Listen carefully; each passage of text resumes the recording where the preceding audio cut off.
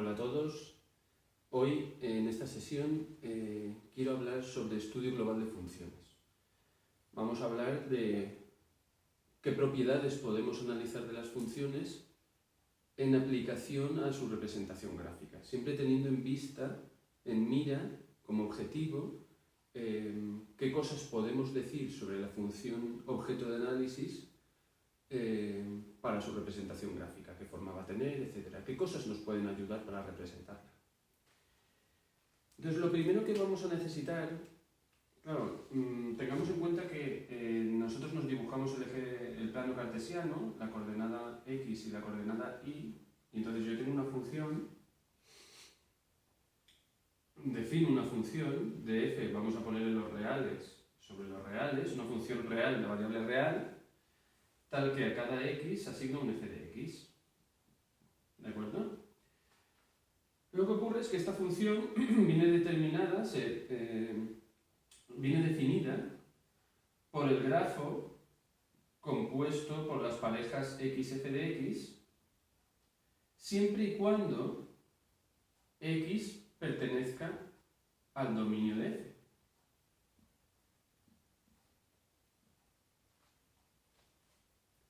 Es decir, siempre que x produzca un valor de la imagen válido. Entonces, el dominio de definición es el rango de valores de la variable independiente que admite valores a través de la función. ¿De acuerdo? Entonces, es necesario definir ese dominio, es decir, en qué zona de la recta real yo voy a dibujar la gráfica. ¿Vale para todas las zonas? Por ejemplo, x cuadrado, una parábola, una ecuación cuadrática, vale para todo x, está definida en todo R. Perfecto. Pero, por ejemplo, logaritmo de x no está definida en todo R, porque solo está definida para R positivo. ¿Vale? Para valores negativos no está definida, puesto que no hay ningún número que sea exponente de una potencia de base positiva que dé un número negativo. Y entonces, no está definida. Entonces, en ese tipo de casos ya sabríamos que vamos a dibujar solo un semiplano. Entonces, es necesario, para saber cómo vamos a hacer la representación gráfica, conocer primero el dominio de definición. Si por una de aquellas vamos a operar con funciones, es interesante saber el álgebra de los dominios, digamos. Es decir, el dominio de una función suma es la intersección de los dominios.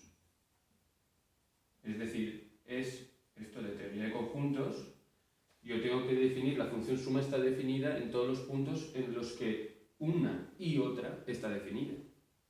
¿De acuerdo? Y eso se traduce en la operación intersección de conjuntos. ¿De acuerdo? Lo mismo con la resta. Lo mismo con el producto.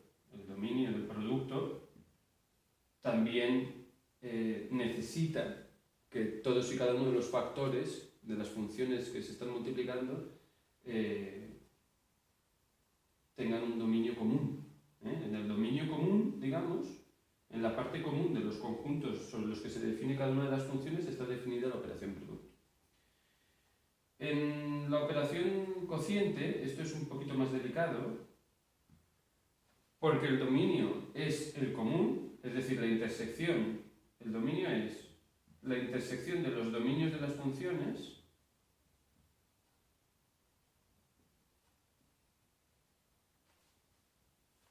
¿de acuerdo? Menos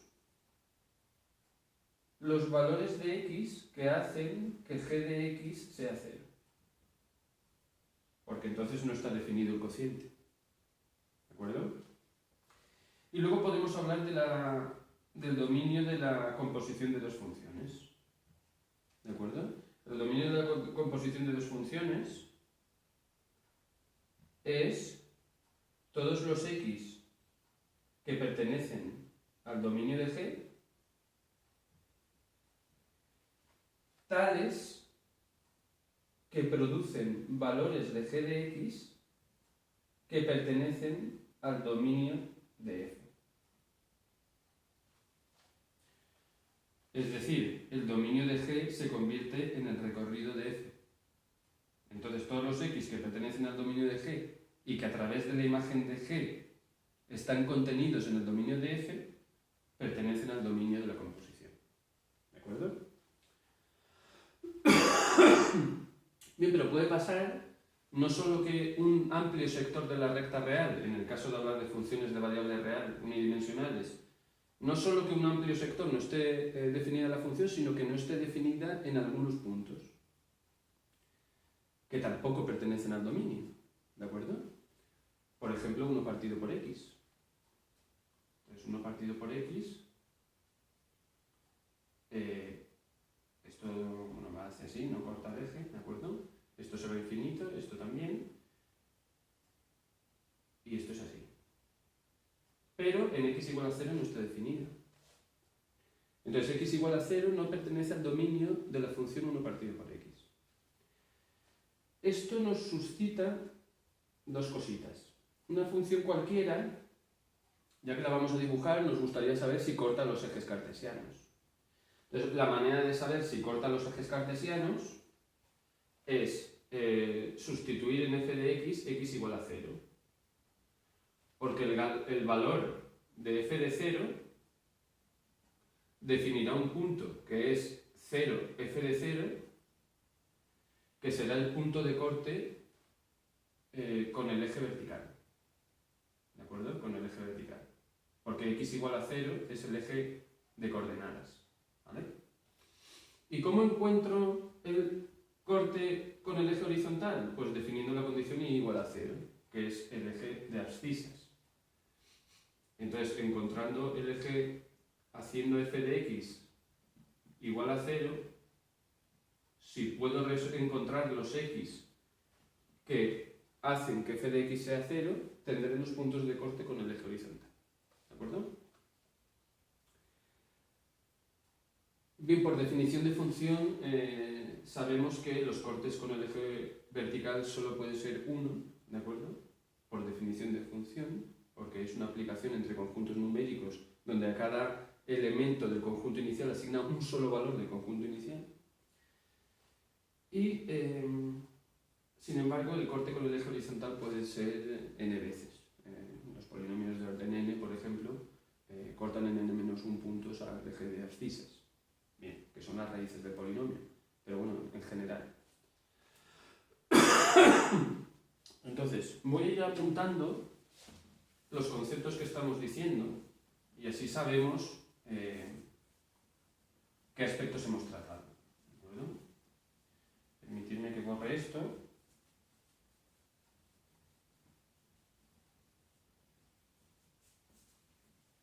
Bien, entonces hemos tratado. Uy, me he pintado. Primero hemos hablado de los dominios. Luego hemos hablado de los puntos de corte con los ejes coordenados. Ejes coordenados, los ejes cartesianos. ¿De acuerdo? Bien, los puntos de corte. El tercer aspecto que quiero hablar es de la continuidad, porque como hemos dicho, y está relacionado con lo que queremos explicar, como hemos visto, cuando uno estudia el dominio, no solo ocurre que hay amplias zonas de la recta real, en el caso de funciones reales de variable real, que no pertenecen al dominio, sino que hay puntos aislados que tampoco pertenecen al dominio. Y esos puntos aislados generan discontinuidades. Entonces es interesante conocerlos. ¿Cómo se define la continuidad de una función? Pues una función f, definida en los reales sobre los reales, tal que a cada x le asigna un valor f de x, es continua si el límite es continuo en un punto, si el límite cuando x tiende a A de f de x en un punto A existe y además es f de A. Entonces, para que sea continua, tienen que darse dos condiciones. Tiene que existir el valor de la función en un punto, o sea, A tiene que pertenecer al dominio, y tiene que existir el límite de la función en ese punto. por lo que tienen que existir los límites laterales y ser iguales por el teorema fundamental del límite. ¿Vale? Pues el límite solo existe si y solo si los límites laterales existen y son iguales. Bien, hay otra definición de continuidad que se parece más al criterio de Cauchy de continuidad, que establece que una función f es continua si para todo epsilon positivo existe un delta positivo tal que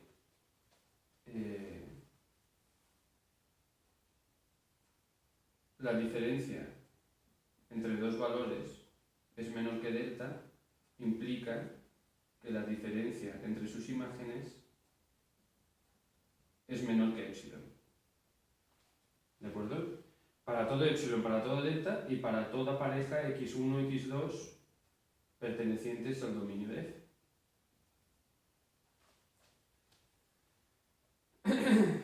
Entonces, esto es la definición de continuidad, en este caso de continuidad uniforme, porque lo hemos hecho para todo el dominio de la función. ¿De acuerdo? Bien, entonces nos interesa saber cuándo es continuo y cuándo no es continuo. ¿Cuándo puede fallar la continuidad? Y nos interesa saberlo para la representación gráfica. Pues puede fallar bien cuando no exista, cuando el punto no pertenezca al dominio, pero entonces tenemos una discontinuidad evitable. O sea, discontinuidades hay de dos tipos. Discontinuidades evitables y discontinuidades inevitables.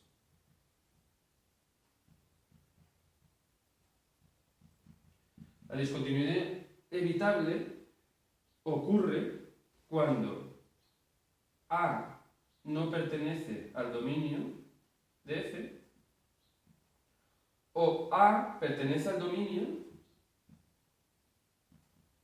pero es distinto a los límites laterales de F en A. ¿De acuerdo? Es decir, si existe el límite, si existen los límites laterales y son iguales, pero distintos al valor de la función en el punto, tengo una discontinuidad evitable. Y lo mismo ocurre cuando no está definida el valor de la función. Entonces, ¿por qué decimos que es evitable? Porque simplemente se puede evitar redefiniendo el valor de la función en ese punto. Bueno, pues redefinamos el valor de la función igual al valor de los límites laterales en x igual a de la función, y entonces tendrá el límite y será continuo. ¿De acuerdo? ¿Cuándo tenemos una discontinuidad inevitable? Pues cuando no existe alguno de los límites laterales,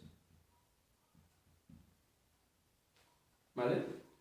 O cuando existiendo se produce un salto finito en la diferencia de ellos, es decir, existen los límites laterales pero son distintos y finitos, entonces se llama una discontinuidad de salto finito, o tenemos una discontinuidad de salto infinito porque uno de los dos límites laterales o ambos es infinito o menos infinito. ¿De acuerdo?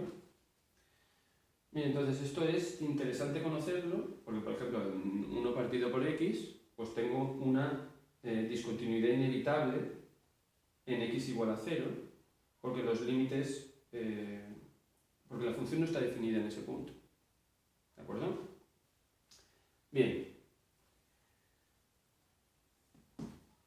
Esto, hablar de las discontinuidades, hemos introducido el concepto de límite, hay aquí saltos infinitos, etc., suscita hablar sobre asíntotas. Es interesante para dibujarlo saber, bueno, vamos a definir el concepto de asíntota,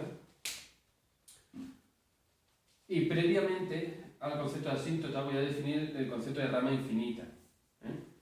Entonces, diremos que un punto P que se mueve por una curva f de x, una función f de x, recorre una rama infinita cuando su abscisa o su ordenada o ambas crecen indefinidamente hasta infinito. Entonces decimos que el punto P está recorriendo una rama infinita. ¿De acuerdo? Si la recta OP, siendo O el origen de nuestro sistema cartesiano, si la recta OP tiende a una posición límite cuando P recorre la rama infinita, esa posición límite define una dirección asíntota. ¿De acuerdo? Y ahora, si una dirección así, si un punto P que recorre una rama infinita presenta una distancia que tiende a cero con respecto a una recta que sigue la dirección asíntota, diremos que esa recta es una asíntota de esa función. Es decir, la asíntota de una función es una recta de dirección asíntota cuya distancia al punto P cuando P recorre una rama infinita tiende a cero. ¿De acuerdo? Pero no llega a ser cero. Eso hace que la recta asíntota de la función no se tocan nunca. Bien. Pero por otra parte no hay ninguna otra recta que esté más cerca de la función conforme el punto recorre la rama infinita.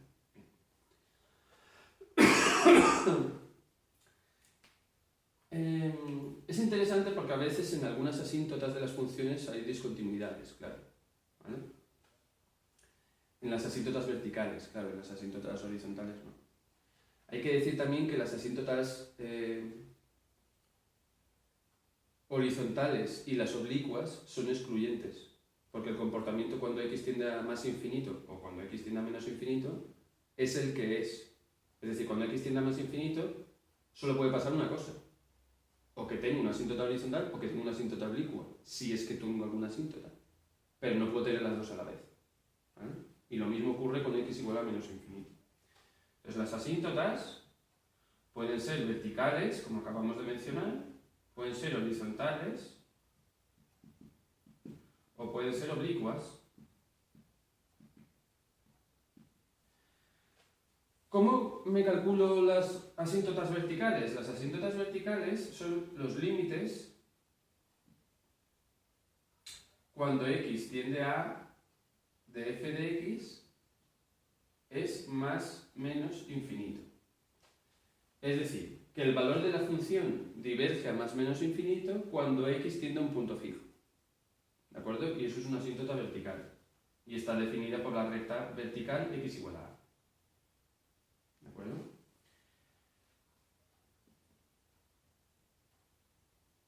Las asíntotas horizontales son aquellos casos, son los límites, son aquellos casos en los que el límite, cuando x tiende a más infinito o a menos infinito, dependiendo de si estoy buscando una asíntota horizontal por la derecha de la función en el semiplano positivo o en el semiplano negativo, que no están vinculadas, o sea, puedo tener direcciones asíntotas distintas en el semiplano positivo y en el semiplano negativo, o tener una en el semiplano positivo y ninguna en el negativo. Son los límites cuando x tiende a más menos infinito de f de x, y esto es más o menos infinito. O sea, son límites infinitos en el infinito. Perdón. Cuando el límite, cuando x tiende a menos infinito, esto es un valor, k, fijo. Perdón, ha sido un lapsus. K. Positivo o negativo, da igual. Entonces la recta f de x igual a k es una dirección asíntota en esos casos. ¿De acuerdo? Y las asíntotas oblicuas, yo tengo que estudiar para saber si tiene una asíntota oblicua, el límite cuando x tiende a infinito, a más infinito o a menos infinito, ¿de acuerdo? No a la vez, primero el de más infinito y luego el de menos infinito, de f de x partido de x. Y si este límite es un número m, ¿vale? Si existe y es un número finito, es una cantidad finita, entonces hay una asíntota oblicua, que puede ser caracterizada mejor si me calculo el límite cuando x tiende a más o menos infinito de f de x menos m de x. Porque entonces si este valor es n, lo que tengo es que la recta i mx más n es una asíntota oblicua. ¿De acuerdo? Bien, pues eso en relación a las asíntotas. Será interesante estudiarlas porque a veces cuando dibujas una función sabes que se va a infinito, pero puedes no tener claro si ese infinito es un infinito asintótico o no. Y entonces hay que recurrir a estos cálculos, ¿vale? Bien, continuidad, asíntotas. Y después de las asíntotas podemos hablar de las simetrías. Viene al caso hablar de simetrías porque, como hemos dicho, por ejemplo, las asíntotas en un lado y en otro del eje de las íes no están relacionadas. Pero si hay una simetría, sí, ¿vale? Las simetrías nos estamos refiriendo, obviamente, respecto de ejes verticales. Respecto de ejes horizontales no existen porque no hay funciones. Por construcción de la función, por el concepto de función, no existe una asíntota horizontal. No existe un eje horizontal de simetría, ¿vale? Pero estamos buscando ejes verticales que sean ejes de simetría de la función. Típicamente x igual a 0, ¿vale? El eje de ordenadas. Pues para saber esto, yo lo que hago es, tengo una expresión de f de x y me pregunto qué relación tiene con f de menos x. ¿Por qué? Porque si f de x es igual a f de menos x, entonces esto quiere decir que tiene una simetría par. Es decir, que la función es una imagen especular, el semiplano positivo es una imagen especular del semiplano negativo. Si pliegas uno sobre otro, coinciden, como la función coseno de x, por ejemplo, o como la función 1 partido por x, ¿vale? Si por el contrario f de menos x es menos f de menos x, ¿de acuerdo? Entonces tengo simetría impar. Simetría impar. La simetría impar, bueno, voy a poner aquí dos casos. Una parábola, x cuadrado, tiene simetría par, ¿de acuerdo? Si tú pliegas, coinciden. Por ejemplo, tangente, la función tangente de x tiene simetría impar, ¿de acuerdo? La función tangente hiperbólica también tiene simetría impar. ¿Por qué? Porque si yo pliego dos veces, primero con respecto a este eje y luego con respecto a este, coinciden, ¿de acuerdo? Bien, eso es lo que significa la simetría impar. Y es útil para las representaciones gráficas. Y por último, lo siguiente que podemos hablar es de periodicidades.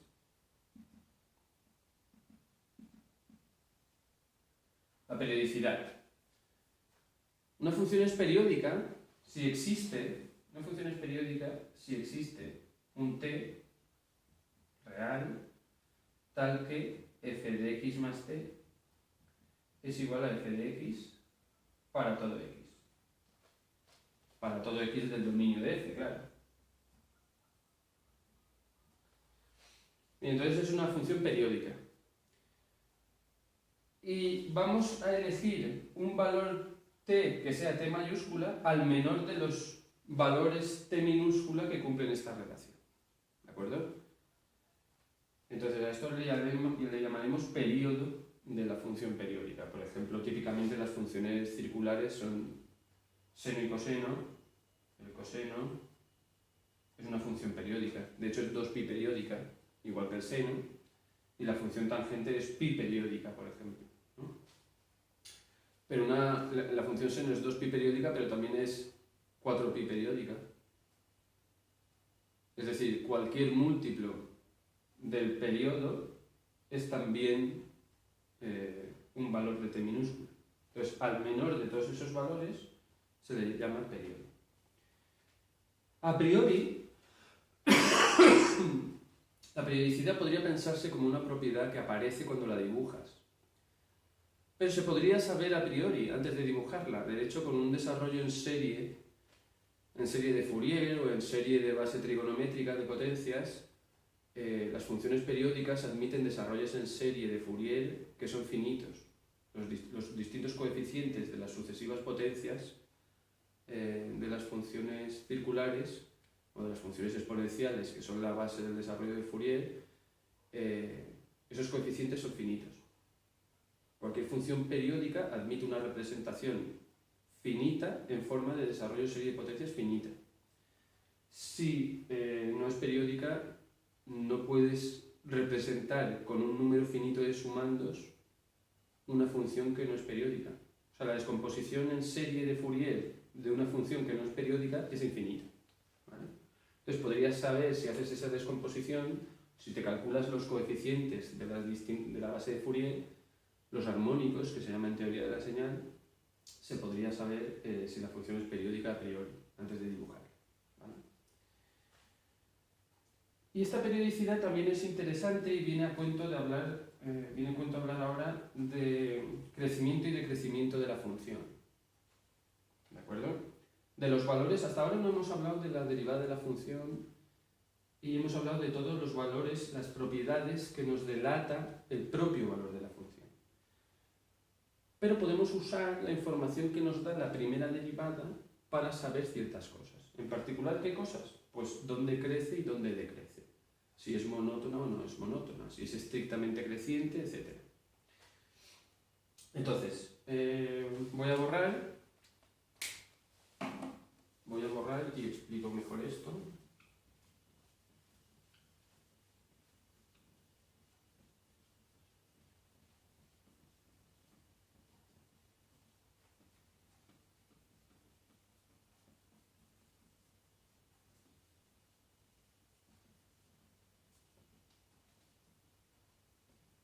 Se me da bien borrar, ¿eh?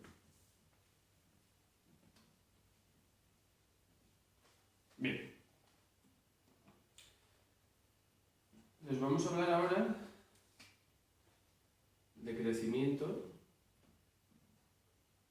de crecimiento, puntos críticos,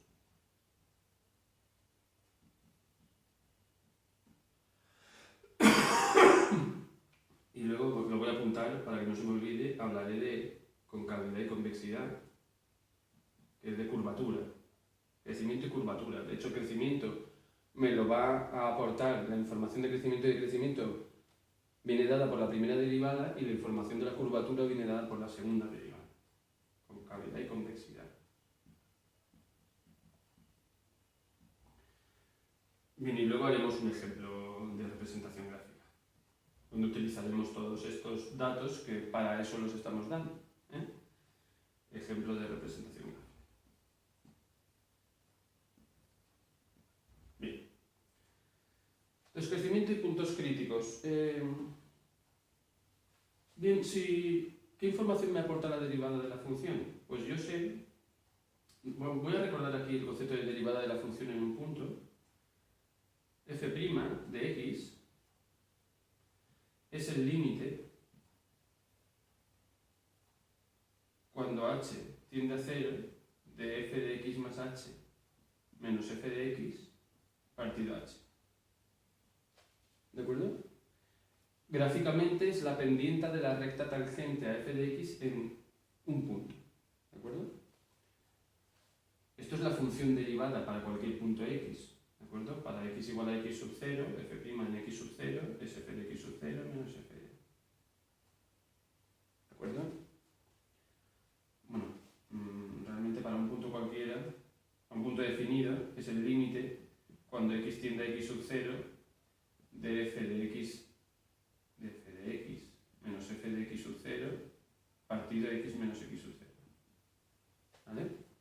Es decir, cuando estos puntos se confunden en 1, esto es la pendiente de la recta secante que pasa por x0 y x, cuando esa pendiente, esos dos puntos se convierten en 1, pues esto me da la pendiente de la recta tangente. Bien. Esa es la definición de derivada. Entonces, ¿qué ocurre? Pues que si f' de x es 0, ¿de acuerdo? Eso quiere decir de aquí que este límite es 0 y eso implica que f de x es igual a f de x sub 0. Luego, si ocurre para todo x, esto es que para todo x las f son iguales y eso implica que f es constante. ¿De acuerdo? Bien, f' de x es igual a 0, pero puede ser positiva. ¿Qué pasa si f de f' es positiva? Pues si f' es positiva, tengo que el límite cuando x tiende a x0 de f de x menos f de x0 a partir de x menos x sub 0 es positivo. ¿Vale? Y si x es mayor que x sub 0, pongamos por caso, me da igual que sea menor, el análisis es análogo. Que esto sea positivo esto es positivo siempre porque x es mayor que x sub 0. Pero el hecho de que f' sea positivo implica que f de x es mayor que f de x sub 0. Luego me estás diciendo que cuando la x es mayor que x sub 0, su imagen también es mayor que x sub 0. Luego está creciendo. ¿De acuerdo? Y como esto es un mayor estricto, podemos decir que la función que tiene una derivada primera estrictamente positiva es estrictamente monótona creciente. De forma análoga se demuestra que es estrictamente monótona decreciente si es menor que 0. ¿De acuerdo? Pero decía que la periodicidad está vinculada con esto porque hay algunos resultados que son interesantes en cuanto a crecimiento y decrecimiento y el valor que nos aporta la primera derivada. Y el primero de ellos es el teorema de Rolle. ¿Vale? El teorema de Rolle dice que sea f una función continua definida en un intervalo cerrado a b en R, continua en AB, en el intervalo cerrado AB, y derivable en el abierto AB, derivable en AB. Que además f de A es igual a f de B. Pues entonces existe, en estas condiciones, en estas hipótesis, existe un C perteneciente al intervalo abierto AB tal que f' en C es 0. ¿De acuerdo? Bien, esto vamos a verlo gráficamente para ver el sentido que tiene. El sentido que tiene es el siguiente. De una función continua en un intervalo cerrado, esto es A y esto es B, y entonces me dice que si f de A es igual a f de B, y me da igual lo que haga, ¿vale? Puedo hacer cosas varias, me da igual, pero f de A es igual a f de B y es una función continua y diferenciable en ese entorno, existe un punto intermedio dentro de ese intervalo abierto en el que la pendiente de la recta tangente en ese punto es 0. Es decir, que hay una pendiente horizontal en algún punto. Es decir, que pasa por algún punto crítico entre A y B. O hay un máximo o hay un mínimo. O ambos. O puede haber máximo y mínimo local. Dice que como mínimo existe un punto, pueden existir más. Y entonces, ¿esto cómo se demuestra? La demostración es la siguiente. Como la función es continua en el intervalo cerrado y derivable, yo sé que está acotada. Entonces, si está acotada, necesariamente tiene un máximo y un mínimo dentro de ese intervalo. Ese máximo y ese mínimo pueden pasar dos cosas. O que se encuentren en los extremos, y entonces f de A sea igual a f de B y sea igual al máximo, o sea que la función sea constante, ¿vale? Y en ese caso, como ya hemos visto que la derivada de una función constante es 0, se cumple que existe un punto C en el medio que es 0. De hecho, son todos los puntos los que tienen la derivada 0. Puede ser que el caso 1 es que la función sea constante. Pero si la función no es constante, o sube o baja, ¿de acuerdo? Entonces, si la función no es constante, tengo garantizado por el teorema de Weierstrass, de una función continua en un intervalo cerrado tiene máximo y mínimo, tengo garantizado que hay un máximo y un mínimo. Vamos a centrarnos en uno de ellos, en el máximo. Entonces tengo garantizado que existe un punto C perteneciente a AB, por el teorema de Weierstrass, tal que f de C es mayor que f de X para todo X del intervalo abierto. ¿Vale? O sea que es el máximo de la función en ese intervalo. Y sabemos que el valor de la primera derivada en un punto crítico, en un máximo, es 0. Luego ya tenemos demostrado que existe al menos un punto cuyo valor de la primera derivada es 0. ¿Por qué el valor de la primera derivada es 0? Pues vamos a verlo. Voy a verlo aquí, ¿vale?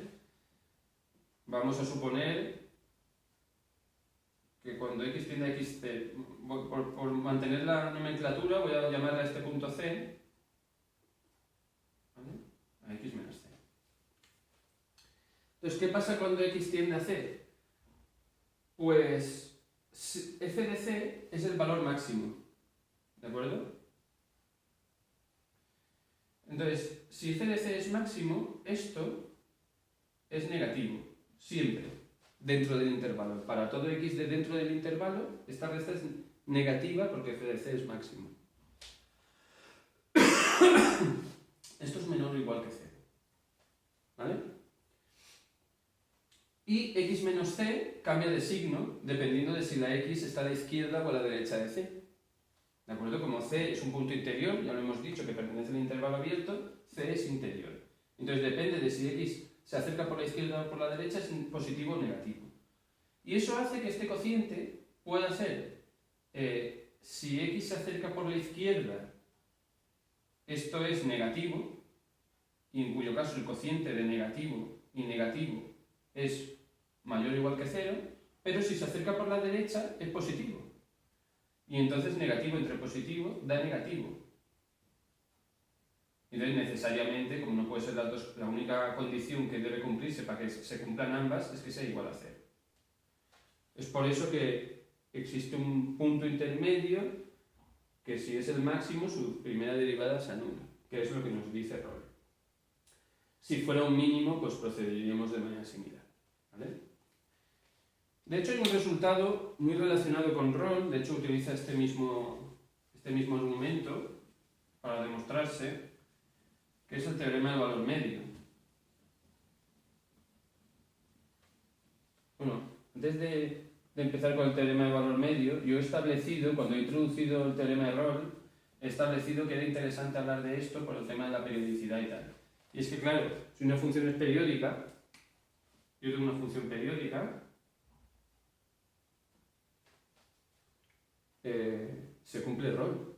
La función seno, por ejemplo, es una función continua en cualquier intervalo que cojamos y es derivable en cualquier intervalo abierto, incluso cerrado que cojamos, ¿de acuerdo? Porque ya la conocemos. Voy a coger este. Pero es que además, como es periódica, tengo garantizado que existe el periodo. Es decir, existe un valor para el cual f de x más t es f de x. Y entonces x más t es un punto x1 y este es un punto x0. Entonces, en el intervalo x0, x1 se cumple el teorema de Rolle, por lo que tiene que haber un mínimo local en esa zona, ¿de acuerdo? Un punto intermedio tal que la primera derivada se anula. Esa es la conexión que establecía yo entre las funciones periódicas y el teorema de Rolle. El teorema del valor medio de Lagrange dice una cosa similar, es una especie de generalización del teorema de Rolle, que dice que sea una función f definida sobre los reales de los reales, una función continua. No, voy a definir el dominio, un intervalo cerrado AB, perdón. Una función continua en AB.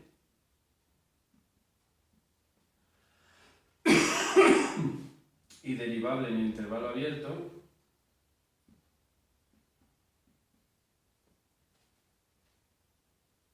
Pero ahora no impongo nada sobre los valores de la función en los extremos.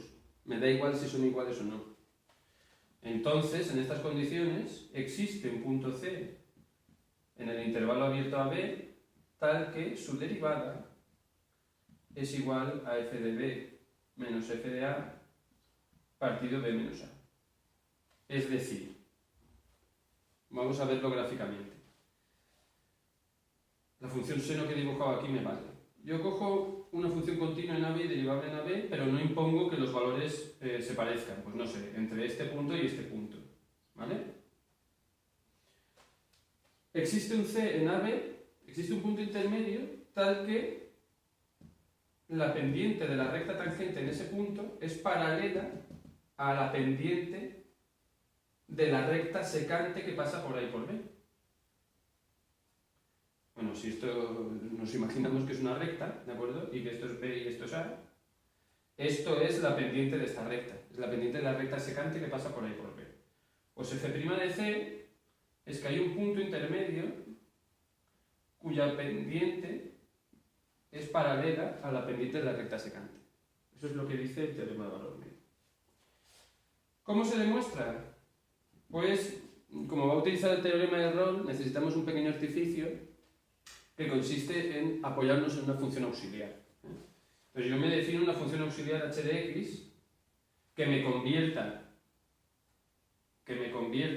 los puntos A y B sobre los que no he establecido ninguna condición en que esos puntos tengan la misma imagen. Y así estoy en las condiciones del teorema de Rolle. Para que tengan la misma imagen, lo que tengo que hacer es restarle a la función la recta secante que pasa por los puntos. Entonces, la función auxiliar yo me construyo una función auxiliar que es la función original menos la recta secante que pasa por los extremos del intervalo, por ahí, que tiene esta forma. F de b menos f de a partido b menos a por x menos a más f de a. Si yo a la curva le resto la recta tangente, se convierte en otra curva donde f de a y f de b son iguales. Y como entonces h de x es una función continua en el intervalo cerrado, derivable en el abierto, y que los valores de la función en los extremos del intervalo son iguales, porque podemos comprobar aquí fácilmente que h de a es igual a h de b. De hecho, es igual a 0, ¿de acuerdo? Cumple Rolle y yo puedo aplicar el teorema de Rolle. Entonces, en estas condiciones puedo garantizar que por Rolle existe un C perteneciente al intervalo abierto a B tal que h' en C es igual a 0. Pero es que h' en C igual a 0, ¿qué es? Es esto. h' de x es f' de x menos f de b menos f de a partido b menos a. ¿De acuerdo? Y entonces, en particular, h' de c es f' de c menos este factor. Y si yo igualo a 0, la conclusión, por no volverlo a escribir, es que f' de c es igual a f de b menos f de a partido b menos a. Que es lo que queríamos demostrar. ¿De acuerdo? Bien, pues esos son resultados interesantes de cara, ligados un poquito con la periodicidad, que es lo que he comentado antes, de cara a analizar la representación gráfica de funciones. Hemos hablado de crecimiento y de puntos críticos. Y ahora vamos a hablar de concavidad y convexidad. ¿De acuerdo?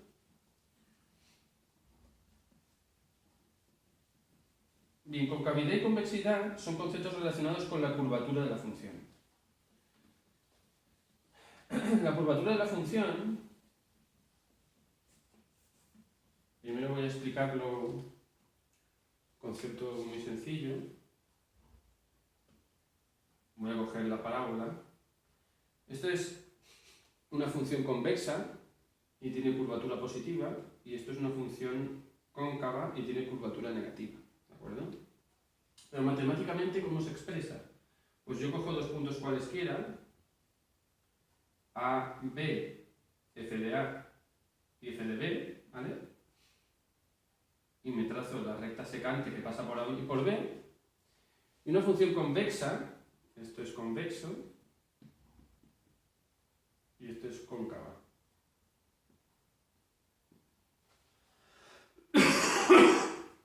Esta es la ecuación de la recta r de x, por ejemplo, y esta es la función f de x. Una función es convexa cuando todos los puntos de la recta secante que pasa por dos cualesquiera de los puntos de f de x quedan por encima de la función. ¿De acuerdo? Entonces, ¿eso cómo lo digo? Pues voy a construirme otra vez la ecuación de la recta secante que pasa por ahí por b. Esa ecuación es f de b menos f de a partido b menos a por x menos a más f de a. Esto es r de x. ¿Vale? Y yo estoy diciendo que la función es convexa si todos los puntos de esa recta quedan por encima, para ese intervalo, quedan por encima de la función. Luego yo tengo que imponer que r de x es mayor que f de x para todo x perteneciente al intervalo. Pongo el intervalo abierto porque en el cerrado obviamente son iguales, ¿vale? O sea, porque los extremos son iguales. Pero r de x mayor que f de x, vamos a hacer eso. Vamos a hacer esto mayor que f de x. Allá. Mayor que f de x. Y entonces vamos a despejar aquí, ¿vale? Si tratamos un poquito las ecuaciones aquí, yo puedo decir, reordenando los términos a uno y otro lado del igual, que esta desigualdad, esta condición que he impuesto, conlleva necesariamente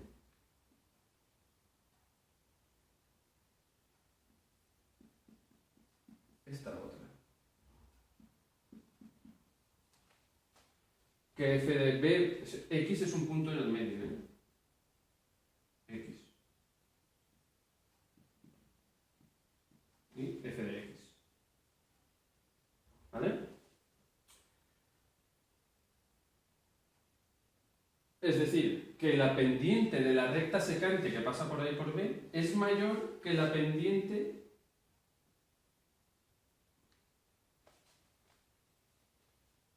de la recta secante que pasa por X y A. ¿De acuerdo? Y fijaos que esto tiene pendiente creciente. Aquí es pequeña y sube, sube, sube, sube, sube. ¿De acuerdo? Pasa por 0, aquí es negativa, y pasa por 0. Entonces, se cumple esta condición y es la condición de convexidad. ¿De acuerdo? Siempre que impongamos esta condición es convexa. Si establecemos aquí lo mismo pero con menor que f de x, llegamos a la condición matemática para que sea cóncava. ¿De acuerdo? Y hay varios resultados alrededor de la convexidad que se pueden comentar y que es lo siguiente. Bien, yo puedo decir, hay varios resultados que hablan de este entorno. Por ejemplo, hay una proposición, voy a coger otro rotulador que me estoy cansando de escribir mal. Hay una proposición que dice lo siguiente. Dice que sea f de a, b en R una función continua en el abierto, continua en AB, derivable en el cerrado, perdón, derivable en el abierto,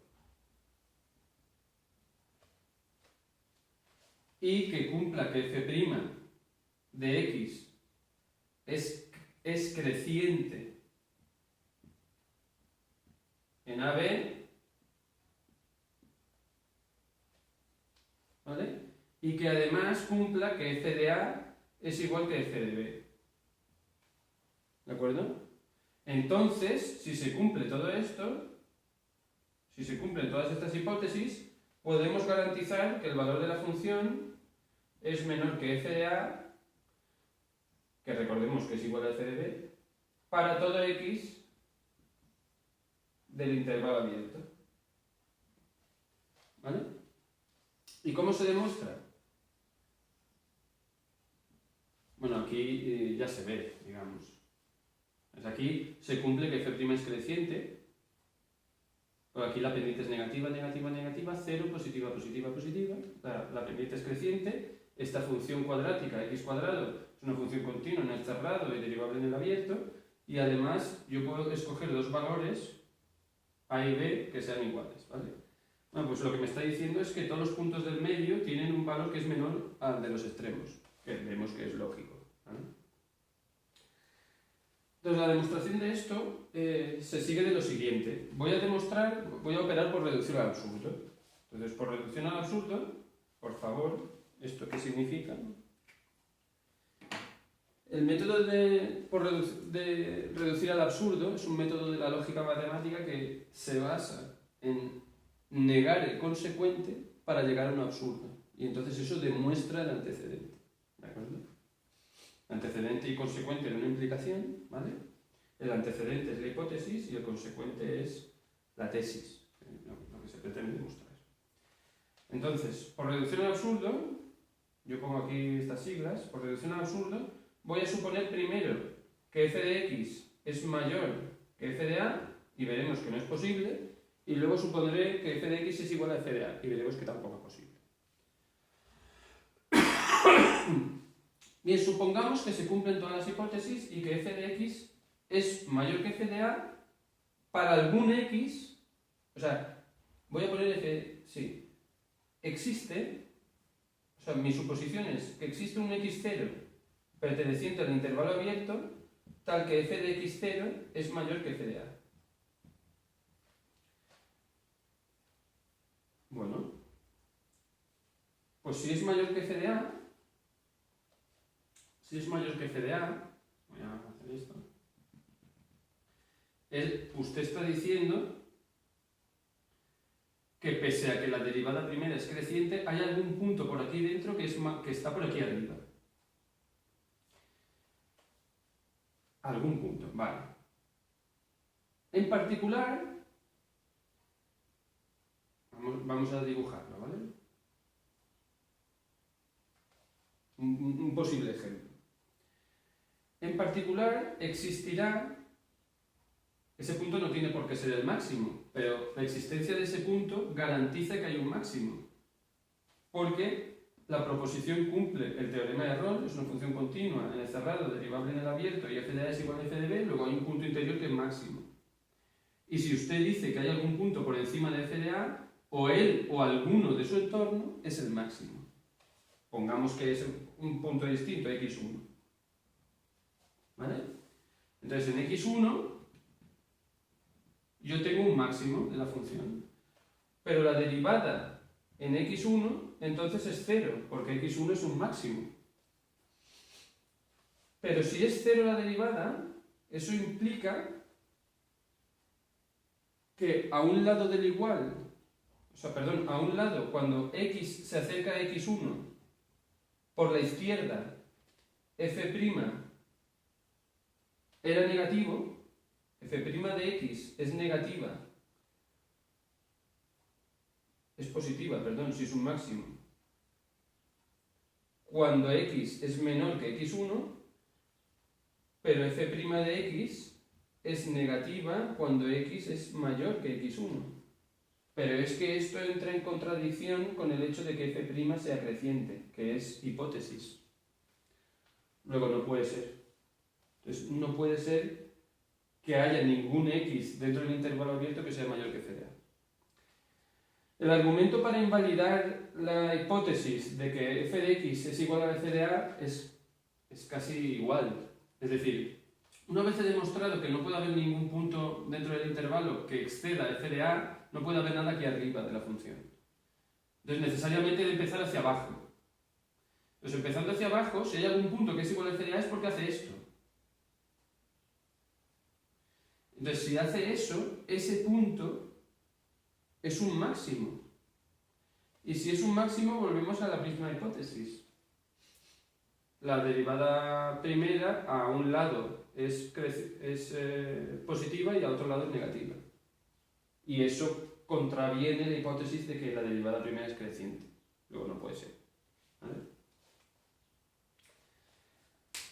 Hay un resultado bastante similar a este, habla un poco de lo mismo, pero cambia ligeramente las hipótesis y en particular no establece la ligadura del valor de la función en los extremos del intervalo, que dice, otro resultado, una proposición, que dice que sea f en AB una función continua en AB en el intervalo cerrado, derivable en el abierto,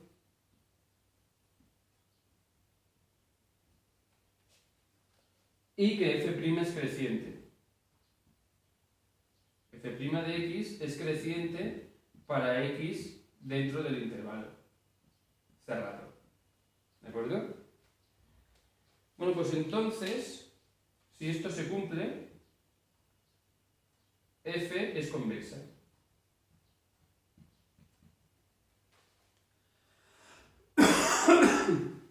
Es que es casi hablar de lo mismo, porque frente al resultado anterior hemos omitido la hipótesis de que el valor de la función en los extremos tiene que ser igual. Es muy parecido a lo que es el teorema de Lagrange hacia Rolle, es este resultado hacia el resultado anterior. Porque aquí la manera de demostrar esto es ampararnos en el resultado anterior, construyendo una función auxiliar que nos independice del valor de la función en los extremos, ¿vale? Y aplicar el resultado anterior. Entonces, yo me construyo una función auxiliar h de x, pues otra vez, f de x menos f de b menos f de a partido b menos a por x menos a más f de a.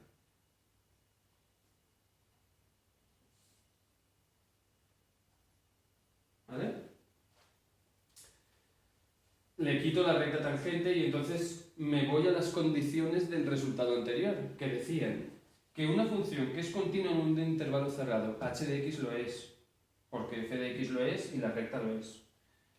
Derivable en el abierto lo es, porque f de x lo es, por la hipótesis, y una recta también lo es. Y donde h de a es igual a h de b, que también se cumple, y donde h' de x es creciente en el intervalo cerrado a b, que es creciente porque f' es creciente en el intervalo cerrado a b, y aquí la pendiente de esta recta es positiva, es f de b menos f de a partido b menos a, ¿vale? Entonces es creciente,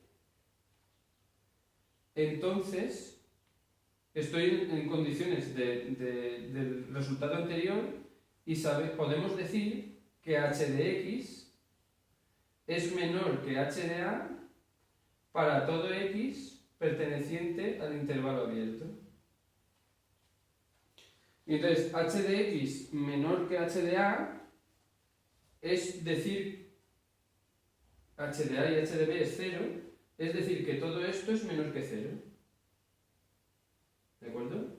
Entonces al imponer que esta condición sea menor que 0, aparece la condición de convexidad, de que f de x menos f de a partido x menos a es igual a f de b menos f de a partido b menos a, que es la condición de convexidad, por lo que deducimos que f es convexa. ¿De acuerdo? Es un resultado muy similar. Bien, hay algún otro resultado sobre... Voy a hablar de un resultado más sobre convexidad y concavidad. Bueno, todos estos resultados los estamos deduciendo para los casos en los que las funciones son convexas, pero se pueden duplicar para los casos en los que las funciones son cóncavas. Las demostraciones son análogas, ¿de acuerdo? Hay otro resultado que dice lo siguiente. Dice, por favor, ¿por qué me tratas así? Que dice lo siguiente. Una proposición que dice que sea f en AB, en R, una función continua en el intervalo abierto, continuo en AB, derivable en el abierto, en el cerrado, perdón, derivable en el abierto. Y con f' creciente, entonces, bajo esta hipótesis, f de x es mayor que f' de a para todo x del intervalo abierto. ¿De acuerdo?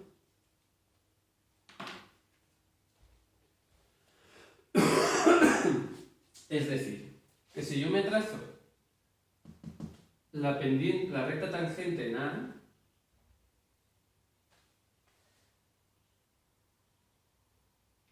todos los puntos de la función dentro del intervalo quedan por encima de esa pendiente.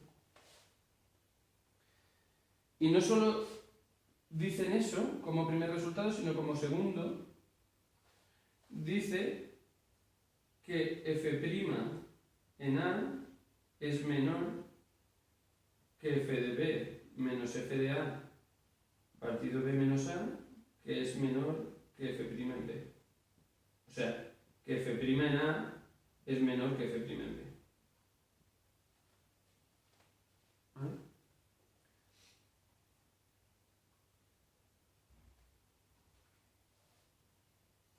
Bueno, si dice esto, que lo dice, no puede partir de la hipótesis de que f' sea creciente. La hipótesis debe ser que f es convexa. ¿Vale? Porque obviamente si f' es creciente por hipótesis, esto se cumple de manera trivial, no hace falta demostrar nada. ¿Vale? Entonces la demostración del primer apartado, es decir, que si f es convexa, todos los puntos quedan por encima, se hace de la siguiente manera. Yo voy a coger dos puntos, voy a coger el punto A y otros dos puntos, donde la separación con este punto le voy a llamar H1 y la separación con este le voy a llamar H2. O sea, un punto x1 que es A más H1 y un punto x2 que es A más H2 con H2 mayor que H1. ¿De acuerdo? Bien, y ahora me construyo la condición de convexidad para estos puntos, entre estas dos parejas de puntos. Entonces, la condición de convexidad dice que esta pendiente es menor que esta. Entonces, eso es f de A más H1 menos f de A partido H1, ¿de acuerdo? Esta pendiente, la primera, es menor que f de A más H2 menos f de A partido H2 por convexidad. ¿Vale? Porque por hipótesis f es convexa. Entonces esto se cumple. Y si yo tomo aquí límites a los dos lados de la desigualdad, este límite no es más que el valor límites cuando h1 tiende a 0, y aquí también el límite cuando h1 tiende a 0, que no afecta obviamente porque aquí no hay ningún h1. Entonces en este lado me queda f' en A es menor que f de A más h2 menos f de A partido h2. O sea, que la recta tangente, esta, queda por encima, o sea, tiene una pendiente que es superior a f' de A. Y esto implica que f de, o sea, para h2 variar en el rango abierto 0, b menos a, ¿vale? Esto implica que f de x es mayor que f'.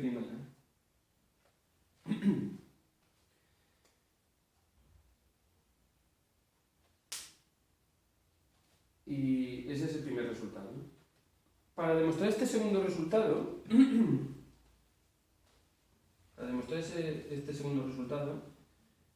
hago uso de esto mismo, es decir, de la condición de convexidad, que como ya sabemos que es convexa,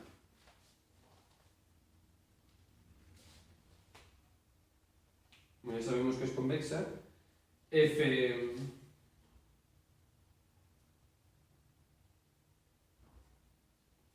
voy a coger como H B menos A, ¿vale? H va a ser B menos A,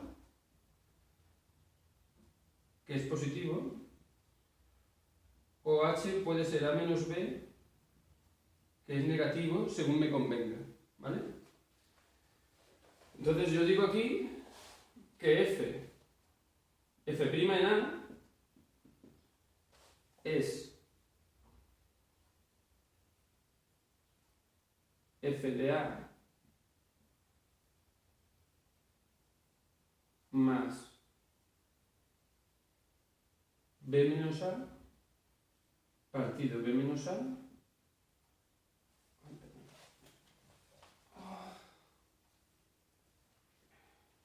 es el límite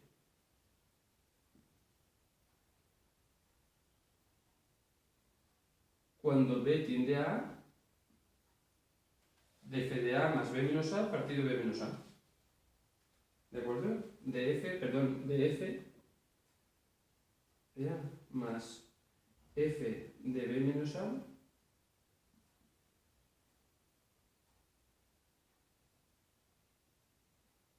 partido B menos A.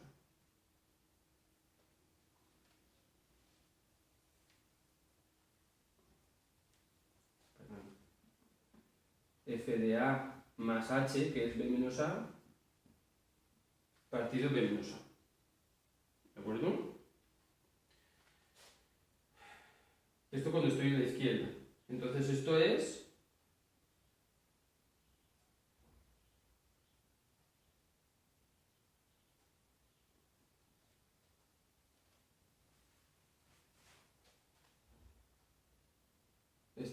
F de A. Bueno, aquí hay un juego. Esto es B, F de B menos F de A partido B menos A. Y se procede de manera similar en el otro extremo y se concluye que F de B menos F de A partido B menos A es mayor que F' de A y menor que F' de B. Bien, eso en cuanto a concavidad y convexidad. Y para finalizar, vamos a hablar de un ejemplo.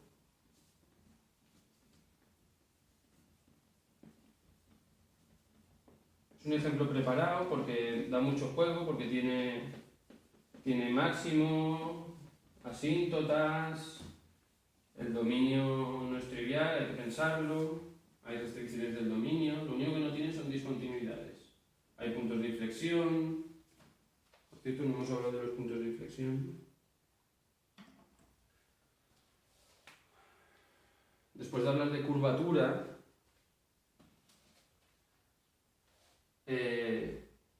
si f' de x es 0,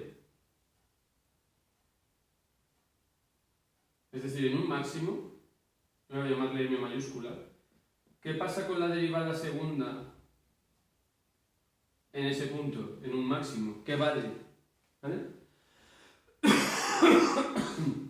Pues vamos a verlo. La derivada segunda en m es el límite cuando x tiende a m de f de x menos f de m partido de x menos m. ¿Vale? Prima. Porque es la derivada de la derivada. ¿Vale? Y entonces, como yo sé que esto es 0, esto es 0. Entonces eso es igual al límite, cuando x tiende a m, de f' de x partido x menos m. Vale. ¿Qué pasa cuando x tiende a m por la izquierda o por la derecha? Pues que el denominador va a cambiar de signo. ¿De acuerdo? Entonces, si esto cambia de signo, y sabemos que esto también lo hace, porque m es un máximo, si me acerco por la izquierda, f' es positivo. Entonces, por la izquierda, si me acerco a m por la izquierda, el numerador es positivo y el denominador x menos m, x es menor que m, es negativo. Luego el cociente este es negativo. Luego es negativo. Y ahora vamos a ver qué pasa cuando me acerco por la derecha. Por la derecha, la pendiente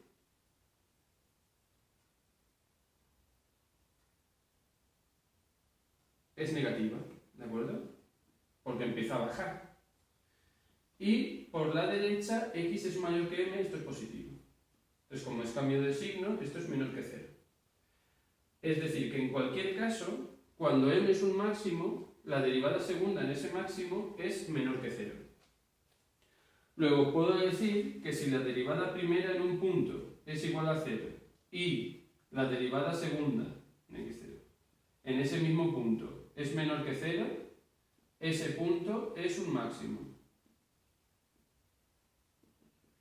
De manera análoga se puede razonar con el mínimo.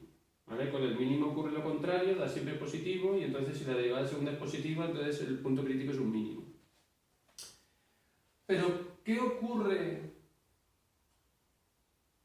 en los puntos de inflexión? En los puntos de inflexión hay un cambio de curvatura.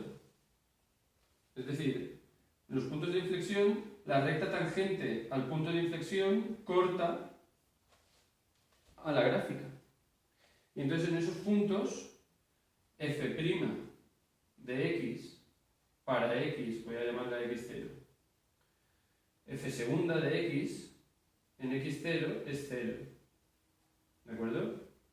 Y la curvatura, f segunda de x, es, fijaos que la curvatura negativa es la que suscita un máximo. La curvatura negativa implica concavidad y la curvatura positiva convexidad.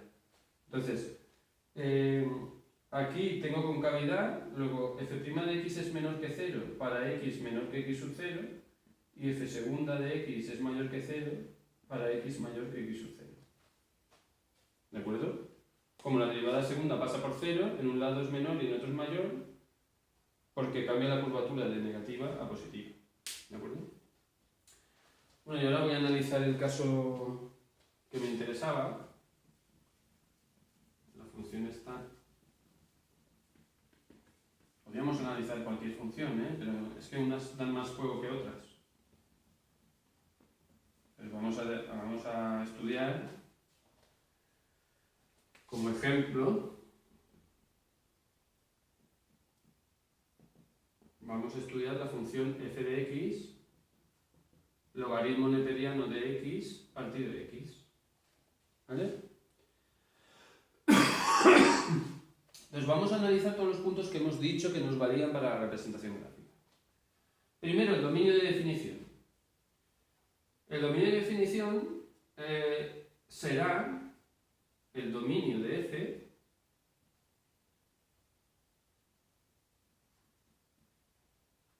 serán todos los x que pertenecen al dominio del logaritmo neperiano de x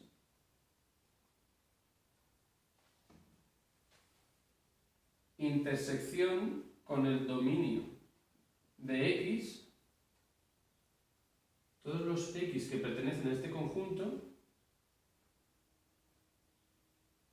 menos x igual a 0. ¿Por qué x igual a 0? hace que el cociente no esté definido. ¿De acuerdo? Ese es el dominio de f de x. ¿Pero quién es el dominio del logaritmo neperiano de x? El dominio del logaritmo neperiano de x es la recta real positiva. Y el dominio de x es todo r. Luego esto es la intersección de todo r con r positivo, es r positivo, y ya está. Entonces el dominio de f de x es finalmente el conjunto de los números reales positivos. ¿De acuerdo? Luego ya sabemos, ya la gráfica ya la podemos poner el eje vertical aquí, porque me da igual el semiplano negativo de las x. Ya sabemos que esto es así. X, f de x. Porque a la izquierda no está definido. Luego hemos hablado de continuidad.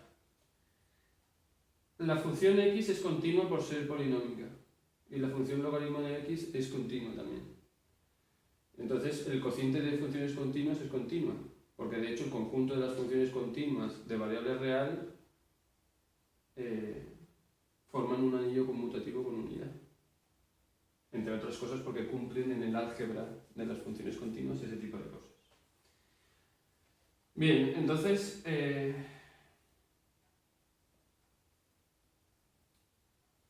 yo tengo que la función es continua, luego no espero ver discontinuidades, no hay que hacer nada raro con el lápiz, ¿vale? Hemos hablado de ella. Vamos a ver la intersección con los ejes. Con el eje vertical, hacer x igual a 0 me daría la intersección con el eje vertical. Lo que pasa es que no está definida en x igual a 0. Luego nunca toca el eje vertical. Luego no hay intersección con el eje vertical. Veremos luego si es una asíntota. ¿Vale? Y si hacemos y igual a 0, me encuentro los cortes con el eje horizontal. Entonces, logaritmo neperiano de x partido de x igual a 0 implica logaritmo neperiano de x igual a 0. Y eso es, tomando la exponencial a ambos lados, esto es x elevado a 0, que es 1. Entonces, en el punto P definido por las coordenadas 1, 0,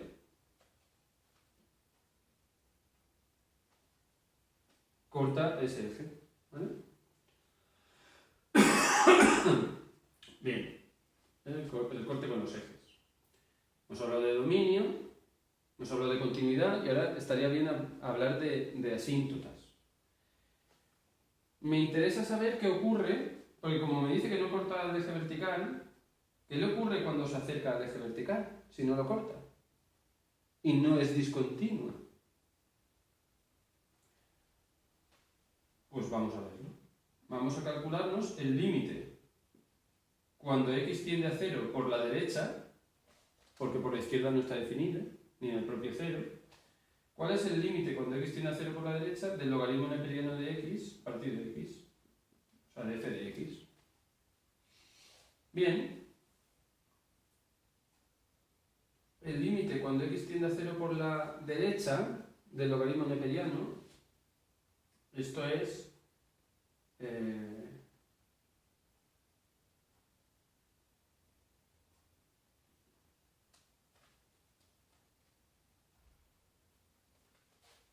límite del logaritmo cuando x tiende a 0 por la derecha, esto es menos infinito, partido 0 por la derecha. Y eso es menos infinito. ¿De acuerdo? Entonces el límite es menos, cuando x tiende a 0 por la derecha es menos infinito. Luego tiene toda la pinta de que esto es una asíntota vertical. ¿De acuerdo? ¿Qué pasa cuando x tiende a infinito? Porque cuando tiende a menos infinito no lo voy a ver, porque no está definida. Del logaritmo neperiano de x partido x. Pues que esto es infinito partido infinito, que es una indeterminación que se resuelve por L'Hopital. Entonces esto es lo mismo que el límite cuando x tiende a más infinito del cociente de las derivadas. La derivada del logaritmo neperiano de x es 1 partido de x, la derivada de x es 1. Entonces esto es el límite cuando x tiende a infinito de 1 partido por infinito, de 1 partido por x, que es 0. 1 partido más infinito, que es 0 tendiendo por o sea, 0 más, digamos. ¿Vale? Luego se acerca, hay una asíntota horizontal, en el eje de abscisas es una asíntota horizontal y se acerca desde arriba. ¿De acuerdo? Y aquí cruza desde abajo. Luego esto hace así. Asintóticamente viene de aquí, cruza, aquí hace algo, pero muy lejanamente se acerca al eje así. Y ahora vamos a ver qué pasa aquí. Entonces, para saber qué pasa aquí, vamos a ver si presenta máximos o mínimos locales. Entonces, para eso vamos a investigar. Bueno, simetrías no puedo investigar porque simetrías con respecto al eje vertical no están definidas porque no está definido en el semiplano negativo. Y entonces vamos a investigar qué le pasa a la derivada primera. F' de x, vamos a derivar esto. Entonces, logaritmo neperiano de x es 1 partido por x y derivada de x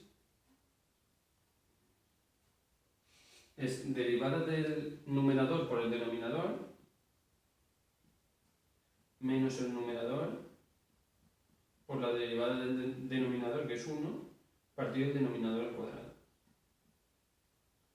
Y eso es 1 menos logaritmo neperiano de x partido x cuadrado. ¿De acuerdo? Esa es la derivada. ¿Cuándo se anula? Cuando se anule la derivada tengo un punto crítico. Entonces, f' de x igual a 0, 1 menos logaritmo neperiano de x partido x cuadrado.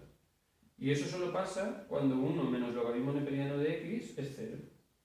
Es decir, cuando logaritmo neperiano de x es 1. Y ahí, tomando exponencial ambos términos, tengo que x es e elevado a 1, que es e. Luego en xe, f de e, por cierto, ¿qué vale? F de e vale logaritmo neperiano de e partido e. 1 partido e.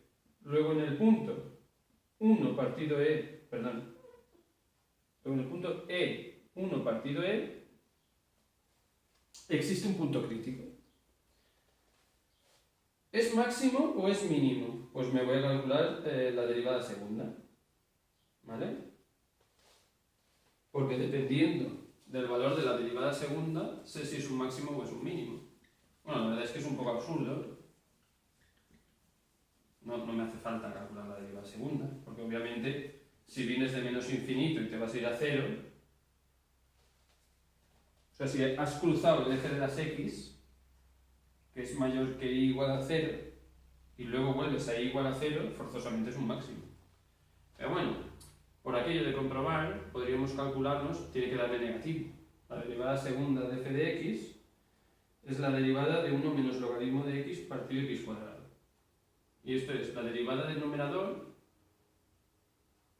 que es la derivada de menos logaritmo, que es menos 1 partido x,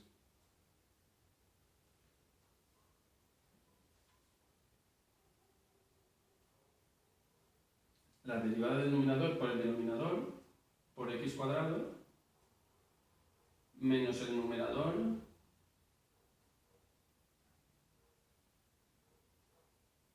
por la derivada del denominador, que es 2x, partido del denominador al cuadrado.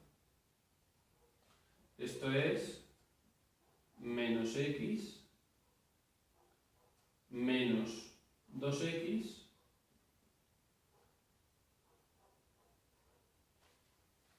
más 2x logaritmo neperiano de x, partido x a la cuarta. O sea que f segunda de x es menos 3x más 2x logaritmo neperiano de x partido x a la cuarta. O sea, menos 3 más 2 logaritmo neperiano de x partido de x al cubo.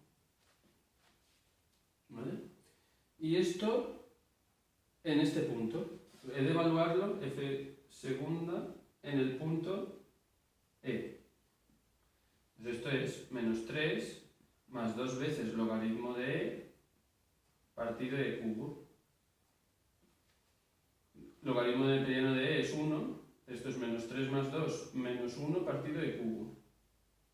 E es un número positivo, un número irracional, 2,71 no sé qué, luego esto es menor que 0. Luego, ese punto es un máximo, como ya sabíamos, ¿vale? Luego en el punto E,